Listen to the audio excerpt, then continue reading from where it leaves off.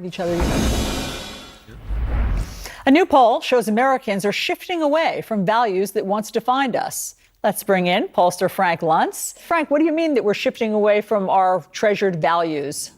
Well, this is a wake-up call that the anger and frustration, anxiety, every negative connotation you can imagine now exists and is affecting our attitudes towards patriotism, our attitudes towards faith, towards family, towards freedom.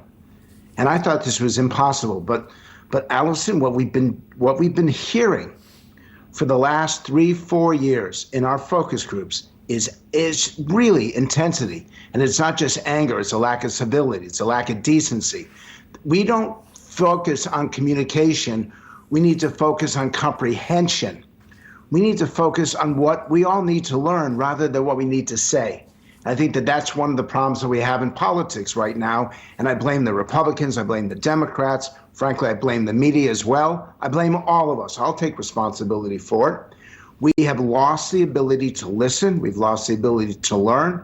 And what this poll shows is that we are not facing a critical point or a crisis point. It is upon us right now. And unless we get our act together, I'm cleaning up my language for CNN, unless we get our act together, we are headed down a path that we may not be able to recover from politically, economically, socially, culturally. As a country, we are so divided. Please, those people watching us right now, listen up. Our country's changing, and not in a good way. I'm afraid it's not our viewers because they're all so wonderful. But anyway, I just want to dive into it a little bit more. So this is a Wall Street Journal poll, Frank, and we put up the one that in 1998, patriotism and religion were two values that were very important to the respondents. 70% for patriotism, now it's 38%. 62% for religion, now it's 39%. Then values that were very important to people in 1998, having children was at 59%, now it's 30%. Community involvement, 47%, down to 27%. And so here's one that has gone in the opposite direction, Frank. Values that are very important to you. Money. In 1998, 31% said that was very important. Now it's 43%. So what's caused this shift, Frank?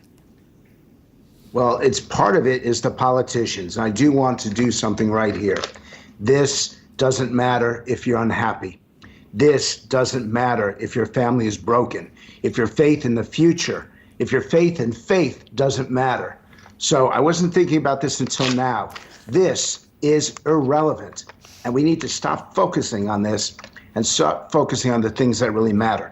I'm teaching right now at Verbum Day. I'm teaching right now at Radley College. And it really, truly matters to these students, the environment that's around them, climate, immigration, fairness, justice. Doesn't matter whether you're a Republican or a Democrat. The problem is too many of their parents and grandparents judge people based on their politics, based on their attitudes towards issues. And we're not paying attention to what really matters. Love, respect, decency, civility. And Allison, and I'm interested in what your panel says about this. I don't see any candidate right now who's speaking up for this. In fact, I see partisanship. I see ideological warfare. I see people still trying to get the advantage over each other. There's an app right now, it's called Facts, and it doesn't engage in this kind of communication. It focuses on the truth.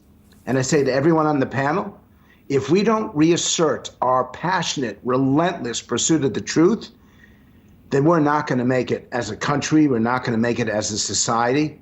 And I don't want to repeat myself, but we see these things in our focus groups every time.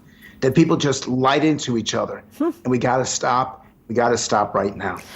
Frank, can you tape that dollar bill together and send it to Mason? Please. Thank you. I do not want to tape it together, but I want to emphasize one point that one of your panelists made, which is that so many parents now think their kids are going to have a worse quality of life. That's been a problem now for about 10 years, but it's never been this bad. We've never had a situation when so many people think that the next generation is going to have it worse than this generation. That is a major definition of the American dream. That is a major component in the anxiety that people have right now, the genuine fear. And unless we address that, I will tell you that people were making more money over the past couple of years, but everything in life was costing them even more. And they started to come to realize that money itself doesn't buy happiness. It doesn't buy success.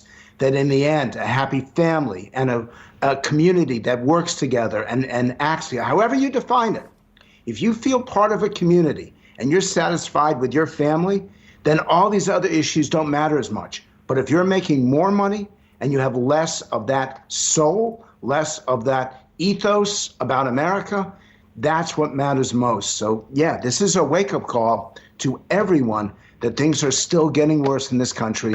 And God forbid if we have the same 2024 that we had in 2020.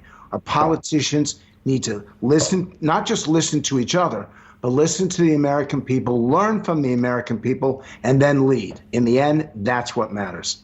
And love is the answer. Let's just finish on that. I think we can all agree. And dollar bills. Yeah, very good. Frank, thank you very much. Great to see you.